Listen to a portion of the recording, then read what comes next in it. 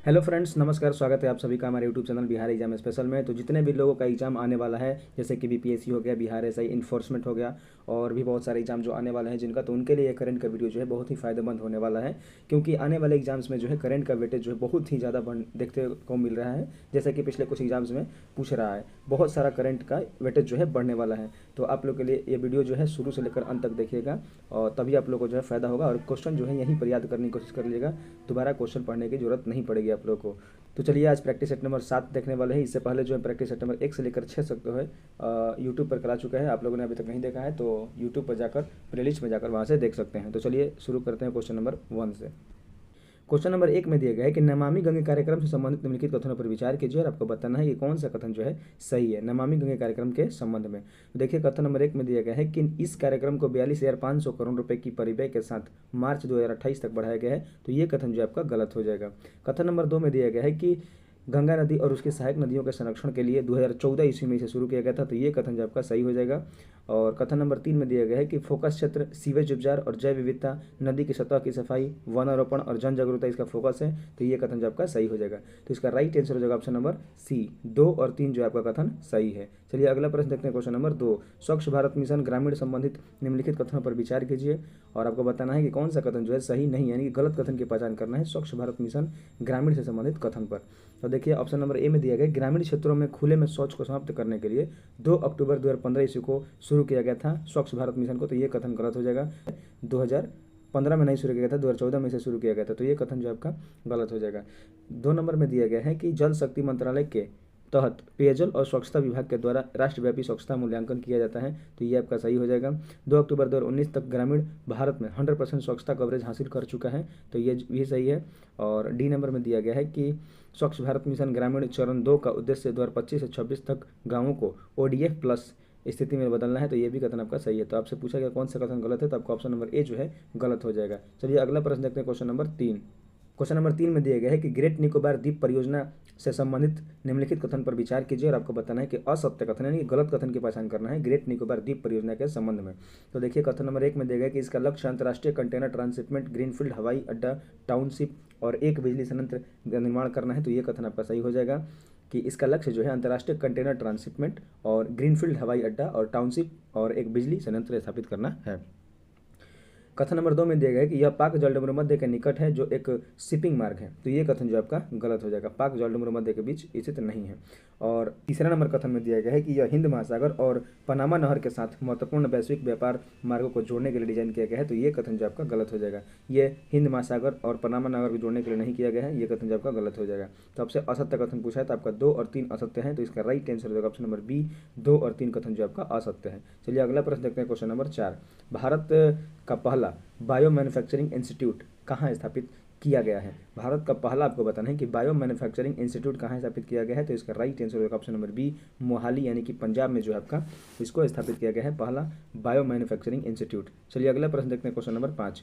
सूक्ष्म एवं लघु और मध्यम उद्योग जो वर्गीकरण के संबंधित निम्नलिखित कथन पर विचार करना, आपको बताना है कौन सा कथन गलत है। गलत कथन की पहचान करना है सूक्ष्म लघु और मध्यम उद्यमों के वर्गीकरण के संबंध में। देखिए, कथन नंबर 1 में दिया गया है कि सूक्ष्म उद्यम निवेश जो है 2.5 करोड़ और टर्न ओवर 20 करोड़ है। तो ये कथन जो आपका गलत हो जाएगा। टर्न ओवर जो है 20 करोड़ नहीं, आपका टर्न ओवर जो है 10 करोड़ है। और ये जो है आपका 2.5 करोड़ निवेश, तो ये आपका सही है, लेकिन टर्न ओवर जो है आपका गलत हो जाएगा। दूसरा कथन में दिया गया है कि लघु उद्यम निवेश 25 करोड़ और टर्न ओवर 125 करोड़ है। तो ये भी आपका गलत है कि देखिए, निवेश जो है 25 करोड़ तो सही है, लेकिन टर्न ओवर जो है 125 नहीं, आपका 100 करोड़ है। तो ये भी आपका कथन गलत हो जाएगा। और आपसे पूछे तीसरा नंबर दिया गया है कि मध्यम उद्यम निवेश 125 करोड़ और टर्न ओवर 500 करोड़ है। तो ये कथन आपका सही है। तो आपसे पूछा कि असत्य कथन, तो आपका 1 और 2 कथन जो है असत्य है। तो इसका right answer option number A, केवल 1 और 2 आपका असत्य है। चलिए अगला प्रश्न देखते हैं, क्वेश्चन नंबर 6। क्वेश्चन नंबर 6 में दिया गया है कि देश के पहले वर्ल्ड पीस सेंटर का उद्घाटन कहाँ किया गया है? देश का पहला है वर्ल्ड पीस सेंटर का उद्घाटन कहाँ किया गया है? तो इसका राइट आंसर होगा ऑप्शन नंबर डी, गुरुग्राम में आपका जो है वर्ल्ड पीस सेंटर का उद्घाटन किया गया है। चलिए अगला प्रश्न देखते हैं, क्वेश्चन नंबर 7। देश के पहले राज्य जिसने हस्तलिखित जो बजट प्रस्तुत किया है। देश का पहला राज्य कौन है जिसने हस्तलिखित बजट को प्रस्तुत किया है? तो इसका राइट आंसर होगा ऑप्शन नंबर डी, छत्तीसगढ़ राज्य ने जो है पहली बार हस्तलिखित बजट को प्रस्तुत किया है। चलिए अगला प्रश्न देखते हैं, क्वेश्चन नंबर 8। भारत के क्वांटम प्रौद्योगिकी अनुसंधान से संबंधित निम्नलिखित कथनों पर कौन सा कथन जो है सही है। आपको सही कथन की पहचान करना है कि भारत के क्वांटम प्रौद्योगिकी संस्थान के संबंध में। तो देखिए कथन नंबर 1 में दिया गया कि हाल ही में रक्षा अनुसंधान एवं विकास संगठन DRDO ने भारत की स्वदेशी क्वांटम क्षमताओं को आगे बढ़ाने के लिए क्वांटम प्रौद्योगिकी अनुसंधान केंद्र का उद्घाटन किया है। तो ये कथन जो आपका सही है। और कथन बी नंबर ऑप्शन में दिया गया है कि भारत सरकार ने राष्ट्रीय क्वांटम मिशन 2022 में स्वीकृति दी और इसकी अवधि जो है 2023-24 से 2030-31 तक है। तो ये कथन जो आपका गलत हो जाएगा। इसका राइट आंसर होगा ऑप्शन नंबर 1, केवल एक कथन जो है सही है। चलिए अगला प्रश्न देखते हैं, क्वेश्चन नंबर 9। किस देश की महिलाओं ने लेट्स स्टडी नामक अभियान की शुरुआत की है। लेट्स स्टडी नामक अभियान की शुरुआत जो है किस देश की महिलाओं ने किया है। तो इसका राइट आंसर होगा ऑप्शन नंबर सी, अफगानिस्तान देश की महिलाओं ने लेट्स स्टडी नामक अभियान की शुरुआत किया है। चलिए अगला प्रश्न देखते हैं, क्वेश्चन नंबर 10। भारत के GDP ग्रोथ रेट से संबंधित निम्नलिखित कथनों पर विचार कीजिए और आपको बताना है कि कौन सा कथन सही है भारत के GDP ग्रोथ रेट के संबंध में। देखिए कथन नंबर 1 में दिया कि भारत वास्तविक GDP के आधार पर दुनिया की चौथी सबसे बड़ी अर्थव्यवस्था बन गया है। वास्तविक GDP के आधार पर जो है दुनिया का चौथा सबसे बड़ा अर्थव्यवस्था बन गया है भारत। तो ये कथन जो आपका गलत हो जाएगा। और कथन नंबर 2 में दिया कि IMF के अनुसार भारत 2028 तक दुनिया की तीसरी सबसे बड़ी अर्थव्यवस्था बन जाएगा। तो ये कथन जो आपका सही है। तो आपसे सही कथन पूछा है तब कथन नंबर 2 जो है आपका सही हो जाएगा, ऑप्शन बी आंसर हो जाएगा। चलिए अगला प्रश्न देखते हैं, क्वेश्चन नंबर 11। देखिए इधर नंबरिंग में गलती दे दिया है, आप 12 ही देख लीजिए इसको, बाद में फिर 11 आएगा उसको देख लेंगे। किस देश की पहली महिला राष्ट्रपति जो है नेटुम्बो नंदी नदेतवा जो है बनी है। किस देश की पहली महिला राष्ट्रपति जो है नेटुम्बो नंदी नदेतवा बनी है। तो इसका राइट आंसर होगा ऑप्शन नंबर बी, नामीबिया देश की पहली महिला राष्ट्रपति जो है नेटुम्बो नंदी नदेतवा बनी है और ये जो है अफ्रीका महादेश में पड़ता है। चलिए अगला प्रश्न देखते हैं, क्वेश्चन नंबर 13। केंद्र सरकार ने चंद्रयान 5 मिशन को मंजूरी दी है। इस संबंध में निम्नलिखित कथनों पर विचार कीजिए और आपको बताना है कि कौन सा कथन जो है सही है। सही कथन की पहचान करना है चंद्रयान 5 मिशन के संबंध में। तो देखिए कथन नंबर 1 में दिया है कि मिशन में 250 किलो का रोवर जो है ले जाने की तैयारी की जा रही है। तो ये कथन जो आपका सही है कि 250 kg का रोवर होगा चंद्रयान 5 में। कथन नंबर 2 में दिया गया कि भारत और जापान ने संयुक्त रूप से चंद्रयान 5 लुपेक्स मिशन की योजना बनाई है। तो ये भी कथन सही है कि भारत और जापान ने मिलकर चंद्रयान 5 की योजना बनाई है। और कथन नंबर 3 में दिया गया कि इसका उद्देश्य चंद्रमा के सतह और उप सतह का अध्ययन कर चंद्रमा का पानी और बर्फ का भंडार का पता लगाना है। यह भी कथन सही है कि इसका उद्देश्य जो है चंद्रमा का सतह और उप सतह का अध्ययन करके चंद्रमा पर पानी और बर्फ के भंडार का पता लगाना है। तो इसका राइट आंसर होगा ऑप्शन नंबर सी, 1 और 2 और 3 तीनों कथन जो आपका सही हो जाएगा। चलिए अगला प्रश्न देखते हैं, क्वेश्चन नंबर 14। मशहूर मूर्तिकार जो हैं राम सुतार से संबंधित निम्नलिखित कथनों पर विचार कीजिए और गलत कथन की पहचान करना है मशहूर मूर्तिकार राम सुतार से संबंधित। तो देखिए कथन नंबर 1 में देखिए कि उन्हें हाल ही में महाराष्ट्र भूषण पुरस्कार दिया गया है। तो ये कथन जब का सही है कि उन्हें हाल ही में महाराष्ट्र भूषण पुरस्कार दिया गया है। और 2 नंबर कथन में दिया गया है कि राम सुतार जो है गुजरात में प्रतिष्ठित स्टैच्यू ऑफ यूनिटी का डिजाइन किया है। तो ये भी कथन सही है कि राम सुतार ने जो है स्टैच्यू ऑफ यूनिटी का डिजाइन तैयार किया था। और 3 नंबर कथन में दिया गया है कि राम सुतार 100 वर्ष के भारतीय मूर्तिकार हैं। तो ये भी कथन आपका सही है कि राम सुतार जो है 100 वर्ष के भारतीय मूर्तिकार हैं। तो राइट आंसर होगा ऑप्शन नंबर डी, इनमें से कोई नहीं। आपसे गलत कथन पूछा है तो इनमें से कोई नहीं गलत है, तीनों सही है। चलिए अगला प्रश्न देखते हैं, क्वेश्चन नंबर 15। विश्व वायु गुणवत्ता रिपोर्ट 2024 के संबंध में निम्न कथनों पर विचार कीजिए और आपको बताना है कि कौन सा कथन जो है असत्य यानी गलत कथन की पहचान करना है। देखिए सबसे प्रदूषित देश चाड है। तो ये आपका जो कथन है ये गलत हो जाएगा। सबसे प्रदूषित देश चाड नहीं है। और भारत का स्थान चौथा है। तो ये भी कथन आपका गलत है कि भारत का स्थान चौथा नहीं है इसमें। ढाका विश्व की सबसे प्रदूषित राजधानी बनी है। ये भी कथन आपका गलत है, ढाका प्रदूषित राजधानी नहीं बना है। और 4 नंबर ऑप्शन में दिया गया है कि मेघालय की बर्नीहाट दुनिया का सबसे प्रदूषित शहर होगा। तो ये कथन आपका सही है कि मेघालय का जो बर्नीहाट है वो दुनिया का सबसे प्रदूषित शहर होगा। तो इसका राइट आंसर होगा ऑप्शन नंबर सी। 1, 2, 3 कथन गलत है और बाकी सभी कथन जो है सही है। मतलब 4 नंबर से कथन सही है और 1, 2, 3 गलत है। चलिए अगला प्रश्न देखते हैं, क्वेश्चन नंबर 16। क्वेश्चन नंबर 16 में दिया गया किस भारतीय लंबी दूरी के धावक को प्रतिबंधित पदार्थ ऑक्सेंड्रोलोन के लिए सकारात्मक परीक्षण के बाद विश्व एथलीट इंटीग्रेटेड यूनिट द्वारा 4 साल के लिए प्रतिबंधित किया गया है। किस भारतीय लंबी दूरी के धावक हैं जिन्हें प्रतिबंधित पदार्थ जो है ऑक्सेंड्रोलोन के लिए सकारात्मक परीक्षण के बाद विश्व एथलीट इंटीग्रेट यूनिट ने जो कि 4 साल का प्रतिबंध लगाया उन पर। तो इसका राइट आंसर हो जाएगा ऑप्शन नंबर डी, अर्चना जाधव पर जो है 4 साल का बैन लगाया गया है। चलिए अगला प्रश्न देखते हैं, क्वेश्चन नंबर 17। पुरुष और महिला कबड्डी विश्व कप इंग्लैंड 2025 के विजेता कौन बने हैं। पुरुष और महिला कबड्डी जो इंग्लैंड में हुआ है 2025 में, उसके विजेता कौन है। तो इसका राइट आंसर होगा ऑप्शन नंबर बी, भारत है। और ये जो पहली बार कबड्डी विश्व कप हुआ है एशिया से बाहर इंग्लैंड में हुआ है। तो इसको आप लोगों को ध्यान से देखना होगा, इस क्वेश्चन को बहुत ही ज़्यादा इंपॉर्टेंट क्वेश्चन है। चलिए अगला प्रश्न देखते हैं, क्वेश्चन नंबर 18। अभ्यास खंजर का 12वां संस्करण भारत और किस देश के बीच संयुक्त सैन्य अभ्यास है। जो अभ्यास खंजर हुआ है उसका 12वां संस्करण हुआ है, तो आपको बताना है कि भारत और किस देश के बीच जो है इसका सैन्य अभ्यास हुआ है। तो इसका राइट आंसर होगा ऑप्शन नंबर सी, किर्गिस्तान के बीच। भारत और किर्गिस्तान के बीच जो है खंजर अभ्यास, युद्धाभ्यास होता है। चलिए अगला प्रश्न देखते हैं, क्वेश्चन नंबर 19। भारत की नदियों में कुल 6327 डॉल्फिन पाई गई हैं। इस संबंध में निम्नलिखित कथन पर विचार कीजिए और आपको बताना है कौन सा कथन जो है सही नहीं, यानी कि गलत कथन की पहचान करना है। तो देखिए कथन नंबर 1 में दिया कि यह राष्ट्रीय वन्यजीव संस्थान के द्वारा पेश देश की पहली नदी डॉल्फिन संख्या की अनुमानित रिपोर्ट है। तो ये कथन सही है कि वन्यजीव रिपोर्ट संस्थान ने जो इसको जारी किया है। कथन नंबर 2 में दिया गया है कि सबसे ज़्यादा संख्या बिहार में 2397 है। तो ये कथन गलत है। सबसे ज़्यादा जो है यूपी में है और संख्या यूपी में कितनी है 2397 है। और दूसरी सबसे ज़्यादा संख्या जो उत्तर प्रदेश में 2220 है। तो ये भी कथन गलत है। दोनों का जो है उल्टा दे दिया है। यूपी में जो है आपका 2397 है और बिहार में जो है आपका 2220 है। तो ये दोनों को पलट दिया गया है। 1 नंबर पर जो है यूपी है और 2 नंबर पर जो है बिहार है। तो इसका कथन गलत पूछा है, तो आपका right answer option number C, 2 और 3 गलत जो है गलत है। चलिए अगला प्रश्न देखते हैं, क्वेश्चन नंबर 20। क्वेश्चन नंबर 20 में दिया गया केंद्रीय मंत्री डॉक्टर जितेंद्र सिंह ने राष्ट्रीय ध्रुवीय और महासागर अनुसंधान संस्थान NCPOR में भारत सागर भवन और ध्रुव भवन का उद्घाटन कहाँ किया है। केंद्रीय मंत्री जितेंद्र सिंह हैं, ध्रुवीय और महासागर अनुसंधान केंद्र में सागर भवन और ध्रुव भवन का उद्घाटन जो है कहाँ किया है। तो इसका राइट आंसर होगा ऑप्शन नंबर ए, गोवा में किया है। चलिए अगला प्रश्न देखते हैं, क्वेश्चन नंबर 21। किस फुटबॉल खिलाड़ी को जो है नाइटहुड की उपाधि सम्मानित किया गया है। नाइटहुड की उपाधि से किस खिलाड़ी को सम्मानित किया गया है। तो इसका राइट आंसर होगा option number D, David Beckham को जो है नाइटहुड की उपाधि से सम्मानित किया गया है। चलिए अगला प्रश्न देखते हैं, क्वेश्चन नंबर 22। हाल ही में अमेरिकी राष्ट्रपति डोनाल्ड ट्रंप के द्वारा हस्ताक्षरित टेक इट डाउन एक्ट किससे संबंधित है। टेक इट डाउन एक्ट का संबंध जो है किससे है। तो इसका राइट आंसर हो जाएगा option number A, AI generated deep fake है जो सामग्री को नियंत्रण हेतु है। AI जनरेटेड डीप फेक सामग्री को नियंत्रण हेतु जो है टेक इट डाउन एक्ट पारित किया गया है। चलिए अगला प्रश्न देखते हैं, क्वेश्चन नंबर 23। प्रथम सागरमाथा संवाद कहाँ आयोजित किया गया है। प्रथम सागरमाथा संवाद जो है कहाँ आयोजित किया गया है। तो इसका right answer option number C, Nepal में जो है प्रथम सागरमाथा संवाद का आयोजन किया गया है। चलिए अगला प्रश्न देखते हैं, क्वेश्चन नंबर 24। हाल ही में केंद्रीय मंत्रिमंडल ने किस राज्य में उत्तर भारत का पहला सेमीकंडक्टर विनिर्माण संयंत्र स्थापित करने की मंजूरी दी गई है। केंद्रीय मंत्रिमंडल ने जो है किस राज्य में उत्तर भारत का पहला सेमीकंडक्टर विनिर्माण संयंत्र जो है स्थापित करने की मंजूरी दी है। तो इसका राइट आंसर होगा option number B, Uttar Pradesh में जो है भारत का पहला सेमीकंडक्टर विनिर्माण उत्पादन संयंत्र की जो है स्थापित किया जाएगा। चलिए अगला प्रश्न देखते हैं, क्वेश्चन नंबर 25। भारत का प्रथम राज्य कौन है जिसने विधानसभा कार्यवाही का प्रसारण सांकेतिक भाषा में किया है।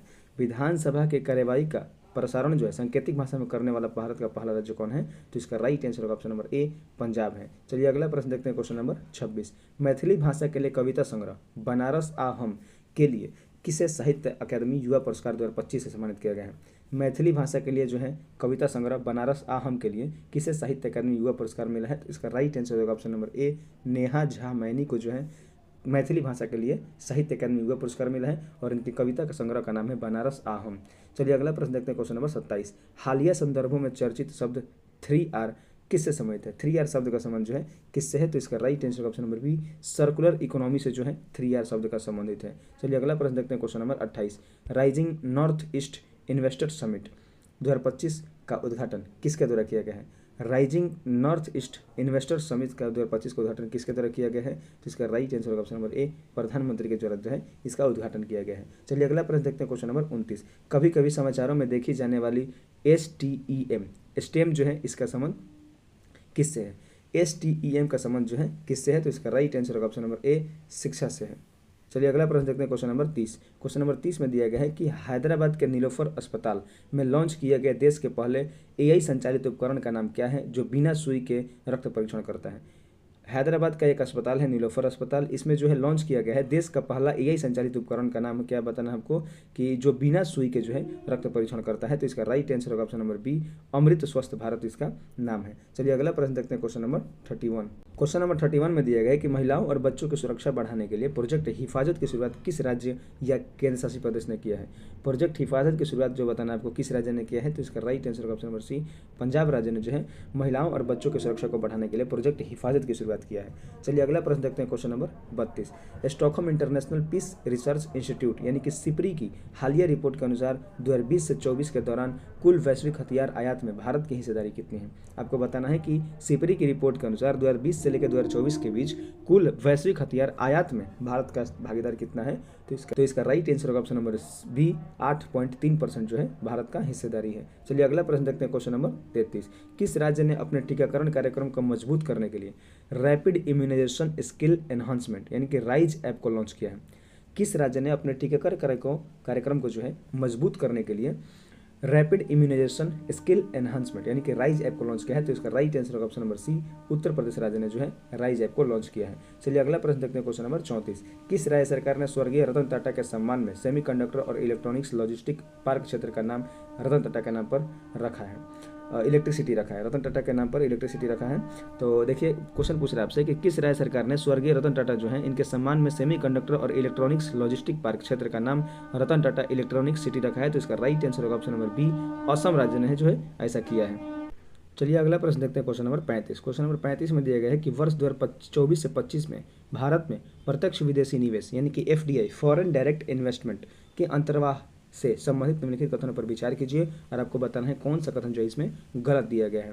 तो देखिए कथन नंबर 1 में दिया गया है कि वर्ष 2024 से 25 में भारत में FDI का अंतर्वाह वर्ष 2023 से 24 की तुलना में 14% की वृद्धि को दर्शाता है। तो ये कथन जो आपका सही है कि 2024 से 25 में जो 2023-24 में होता है उसकी तुलना में FDI जो है 14% की वृद्धि हुई है। कथन नंबर 2 में दिया गया है कि सबसे अधिक FDI भारत के मलेशिया से प्राप्त हुई है। तो ये कथन जो आपका गलत होगा। सबसे ज़्यादा FDI जो है भारत को सिंगापुर से प्राप्त हुई है, इसे मलेशिया दिया गया है, तो ये कथन गलत हो जाएगा। कथन नंबर 3 में दिया गया है कि सबसे अधिक FDI सर्विस सेक्टर्स में 19% प्राप्त हुआ है। तो ये कथन सही है कि सबसे ज़्यादा FDI जो है सर्विस सेक्टर यानी कि सेवा क्षेत्र में 19% की प्राप्ति हुई है। और कथन नंबर 4 में देखिए कि राज्यों में सबसे अधिक FDI दिल्ली को प्राप्त हुआ है। तो ये कथन गलत हो जाएगा। राज्यों में सबसे अधिक FDI जो है आपको महाराष्ट्र को प्राप्त हुआ है। तो ये कथन जो आपका गलत हो जाएगा। आपसे पूछा गया गलत कथन, तो आपका 2 और 4 जो है गलत हो जाएगा। तो इसका right answer option number C, 2 और 4 कथन जो है गलत है। चलिए अगला प्रश्न देखते हैं, क्वेश्चन नंबर 36। हाल ही में किस खाड़ी देश ने टॉरिस पहल की शुरुआत की है? तो इसका राइट आंसर हो जाएगा ऑप्शन नंबर बी, सऊदी अरब ने जो है आपका टॉरिस पहल की शुरुआत किया है। चलिए अगला प्रश्न देखते हैं, क्वेश्चन नंबर 37। भारत के जैव प्रौद्योगिकी क्षेत्र में विकास के अंतर्गत 1 वर्ष तक भारत की जैव अर्थव्यवस्था 300 बिलियन अमेरिकी डॉलर तक पहुंचने का लक्ष्य है। भारत के जैव प्रौद्योगिकी क्षेत्र के विकास के अंतर्गत किस वर्ष तक भारत की जैव अर्थव्यवस्था जो है 300 बिलियन अमेरिकी डॉलर तक पहुंचने का लक्ष्य है? तो इसका राइट आंसर होगा ऑप्शन नंबर बी, 2030 तक जो है इसका लक्ष्य रखा गया है। चलिए अगला प्रश्न देखते हैं, क्वेश्चन नंबर 38। प्रायः समाचार पत्रों में चर्चित नागोर्नो कराबाख क्षेत्र किस देश में स्थित एक स्वायत्त क्षेत्र है? नागोर्नो कराबाख क्षेत्र जो है किस देश में आयोजित एक स्वायत्त क्षेत्र है? तो इसका राइट आंसर हो जाएगा ऑप्शन नंबर बी, अजरबैजान जो है इसका राइट आंसर होगा। चलिए अगला प्रश्न देखते हैं, क्वेश्चन नंबर 39। केंद्रीय बजट 2025-26 के अनुसार सूक्ष्म लघु और मध्यम उद्यम के वर्गीकरण मानदंडों में संशोधन किया गया है। संशोधित वर्गीकरण के अनुसार लघु उद्यमों की निवेश और टर्नओवर सीमा क्रमशः कितनी है? आपको बताना है कि केंद्रीय बजट 2025-26 जो जारी किया गया है उसके अनुसार सूक्ष्म लघु और मध्यम उद्यम के वर्गीकरण मानदंडों में संशोधन किया गया है और संशोधित वर्गीकरण के अनुसार लघु उद्यमों की निवेश और टर्नओवर की सीमा कितनी है? तो लघु उद्यमों की निवेश और टर्नओवर की जो सुविधा है ये आपका 25 करोड़ और 100 करोड़ जो है निवेश जो है 25 करोड़ है और टर्नओवर जो है आपका 100 करोड़ है। चलिए अगला प्रश्न देखते हैं, क्वेश्चन नंबर 40। हाल ही में संसद के द्वारा पारित बैंकिंग कानून अधिनियम 2024 के तहत बैंक खाता धारकों को अधिकतम कितने नॉमिनी रखने की अनुमति है? संसद के द्वारा पारित एक विधेयक किया गया बैंकिंग कानून अधिनियम 2024 में पारित किया गया है। इसके तहत जो बैंक खाता धारकों को अधिकतम कितने नॉमिनी रखने की अनुमति दी गई है? तो इसका राइट आंसर होगा ऑप्शन नंबर सी, 4 नॉमिनी जो है रखने की अनुमति दी गई है। चलिए अगला प्रश्न देखते हैं, क्वेश्चन नंबर 41। क्वेश्चन नंबर 41 में दिया गया है कि 7 से 8 मार्च 2025 को बिहार के पूर्वी चंपारण के मोतिहारी में प्रथम सौर वेदनाम उत्सव का आयोजन जो है किया गया। इसका उद्देश्य क्या था? 7 से 8 मार्च 2025 को बिहार के पूर्वी चंपारण के मोतिहारी में जो है सौर वेदनाम उत्सव का आयोजन किया गया है। इसका उद्देश्य क्या था आपको बताना है। तो इसका राइट आंसर होगा ऑप्शन नंबर डी, भारतीय सशस्त्र बलों की सैन्य क्षमता का प्रदर्शन कर युवाओं को इनमें शामिल करने के लिए प्रेरित करना सौर वेदनाम उत्सव का जो है उद्देश्य था। चलिए अगला प्रश्न देखते हैं, क्वेश्चन नंबर 42। 7 से 9 मई 2025 तक गृह मंत्रालय के द्वारा देश के कितने संवेदनशील जिलों को नागरिक सुरक्षा अभ्यास का आयोजन किया गया है? 7 से 9 मई जो हुआ था ऑपरेशन मॉकड्रिल जो किया गया था उसी के तहत बताना आपको गृह मंत्रालय द्वारा देश में कितने संवेदनशील जिलों में नागरिक सुरक्षा अभ्यास किया गया था। तो इसका राइट आंसर होगा ऑप्शन नंबर बी, 244 जिलों में जो इसका आयोजन किया गया था। और ये जो क्वेश्चन है एनटीपीसी का जो अभी अंडर ग्रेजुएट लेवल एग्जाम चल रहा है उसमें पूछा हुआ क्वेश्चन है। तो चलिए अगला प्रश्न देखते हैं, क्वेश्चन नंबर 43। युगे युगिन भारत राष्ट्रीय संग्रहालय कहाँ और किस देश के सहयोग से स्थापित किया जाएगा? युगे युगिन भारत जो है राष्ट्रीय संग्रहालय कहाँ स्थापित किया जाएगा और किस देश के सहयोग से स्थापित किया जाएगा, ये दोनों आपको बताना है। तो इसका right answer option number B, इसका जो है स्थापना जो है नई दिल्ली में स्थापित किया जाएगा और ये जो है फ्रांस के देश के सहयोग से आपका स्थापित किया जाएगा। तो इसका right answer option number B. चलिए अगला प्रश्न देखते हैं, क्वेश्चन नंबर 44। क्वेश्चन नंबर 44 में दिया गया है कि पर्पल फेस्ट 2025 निम्नलिखित में से किस एक समूह से संबंधित है? पर्पल फेस्ट 2025 में हुआ है वो आपका दिल्ली में हुआ है, तो इसका बताना है कि किस समूह से संबंधित है। तो इसका right answer option number D, दिव्यांगजन जो के लिए जो है पर्पल फेस्ट 2025 में आयोजन किया गया था। और ये जो क्वेश्चन आपका बिहार पुलिस में पूछा हुआ है, अभी जो बिहार पुलिस का एग्जाम हुआ पिछली बार उसमें पूछा गया क्वेश्चन है। चलिए अगला प्रश्न देखते हैं, क्वेश्चन नंबर 45। देखिए आप लोग को जितना भी ये करंट क्वेश्चन कराया जा रहा है बहुत ही ज़्यादा इंपॉर्टेंट होने वाला है और हर एग्जाम में ऐसा करंट जो है पूछने वाला है, तो आप लोग इसको अच्छे से देखिएगा और अच्छे से याद करने की कोशिश कीजिएगा। एक एक प्रश्न जो है आपका बहुत ही इंपॉर्टेंट होने वाला है। चलिए 45 नंबर क्वेश्चन देखते हैं। राष्ट्रीय रोपवे विकास कार्यक्रम भारत सरकार के किस परियोजना का हिस्सा है? राष्ट्रीय रोपवे विकास कार्यक्रम जो है आपको बताना है कि किस परियोजना का हिस्सा है। तो इसका राइट आंसर होगा ऑप्शन नंबर बी, पर्वतमाला परियोजना का हिस्सा है राष्ट्रीय रोपवे विकास कार्यक्रम। चलिए अगला प्रश्न देखते हैं, क्वेश्चन नंबर 46। हाल ही में सर्वोच्च न्यायालय ने विकलांगता आधारित भेदभाव के विरुद्ध अधिकार को कौन सा अधिकार घोषित किया है? सर्वोच्च न्यायालय जो है सुप्रीम कोर्ट विकलांगता आधारित भेदभाव के विरुद्ध अधिकार को कौन सा अधिकार घोषित किया है? तो इसका राइट आंसर होगा ऑप्शन नंबर ए, मौलिक अधिकार से घोषित कर दिया गया है। चलिए अगला प्रश्न देखते हैं, क्वेश्चन नंबर 47। एकल महिला स्वरोजगार योजना किस राज्य या केंद्र शासित प्रदेश की योजना है? तो इसका राइट आंसर होगा ऑप्शन नंबर सी, उत्तराखंड राज्य की जो है ये योजना है, एकल महिला स्वरोजगार योजना। चलिए अगला प्रश्न देखते हैं, क्वेश्चन नंबर 48। आवास और शहरी मामलों के मंत्रालय ने केंद्रीय आवास आवंटन में दिव्यांग सरकारी कर्मचारियों के लिए कितने % आरक्षण की शुरू किया है? आवास और शहरी मामलों का मंत्रालय जो है केंद्रीय आवास आवंटन में दिव्यांग सरकारी कर्मचारियों को कितने % आरक्षण दिया गया है? तो इसका right answer option number B, 4% के आरक्षण दिया गया है। चलिए अगला प्रश्न देखते हैं, क्वेश्चन नंबर 49 नंबर क्वेश्चन में दिया गया है कि किस राज्य सरकार के द्वारा राज्य के पहले वैज्ञानिक कोयला खनन ब्लॉक सरिंगखम ए का उद्घाटन किया गया है? किस राज्य सरकार ने जो है राज्य के पहले वैज्ञानिक कोयला खनन ब्लॉक, पहला वैज्ञानिक कोयला खनन ब्लॉक जो है सरिंगखम ए का उद्घाटन किया है? तो इसका right answer option number B, Meghalaya का जो है इसमें सरिंगखम ए का उद्घाटन किया गया है। चलिए अगला प्रश्न देखते हैं, क्वेश्चन नंबर 50। वरिष्ठ नागरिक आयोग स्थापित करने वाला भारत का पहला राज्य कौन सा है? वरिष्ठ नागरिक आयोग स्थापित करने वाला भारत का पहला राज्य कौन है? तो इसका राइट आंसर होगा ऑप्शन नंबर सी, केरल राज्य जो है वरिष्ठ नागरिक आयोग स्थापित करने वाला भारत का पहला राज्य है। तो इसी के साथ जो है आपका सेट नंबर 7 समाप्त हो गया है। और अगर आप लोग को वीडियो जो है अच्छी लग रही होगी तो वीडियो को लाइक कीजिएगा, वीडियो को लाइक करके चैनल को सब्सक्राइब कर लीजिएगा और वीडियो को जो है ज़्यादा से ज़्यादा अपने दोस्तों में शेयर कीजिएगा ताकि वो भी लोग जो है करंट में अपनी तैयारी जो है बेहतर कर सकें। तो चलिए मिलते हैं नेक्स्ट वीडियो में सेट नंबर 8 के साथ, तब तक के लिए धन्यवाद।